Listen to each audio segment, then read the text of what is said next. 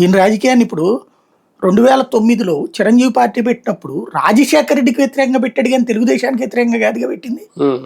కానీ చిరంజీవి పార్టీని బద్నాం చేసింది ఎవరు? తెలుగుదేశం ఆ రోజున. అలాగే తన వ్యక్తిగత జీవితం మీద రచ్చరచ్చ చేసింది ఎవరు? తెలుగుదేశమే కదా. చంద్రబాబు టీమే కదా ఆ రోజున. ఆయనే చెప్పాడు కదా, నా మీద నా ట్రోల్ చేపిస్తున్నారు, నన్ను బాగా చెడగొడుతున్నారని ప్రచారం చేసింది, ఓపెన్ గా స్టేట్మెంట్ ఇచ్చింది ఎవరు? 2019కి ముందు పవన్ కళ్యాణ్ కదా. మరి అది జగన్మోహన్ రెడ్డి కాదు కదా. పైగా చిరంజీవిని అన్నయ్య అంటూ పిలిచి భోజనం పెట్టింది ఎవరు? సీఎం హోదాలో కూర్చుని చంద్రబాబు నాయుడు పెట్టారా 2014-19 మధ్యలో? లేదే. పోనీ అంతకుముందు సీఎంగా చంద్రబాబు సుదీర్ఘకాలం చేశారు కదా, ఎప్పుడైనా పిలిచి భోజనం పెట్టారు చిరంజీవికి? కానీ సీఎం అయిన తర్వాత భోజనం పెట్టింది ఎవరు? పిలిచి భార్యాభర్తలు ఇద్దరు కూర్చుని సర్వ్ చేసింది ఎవరు?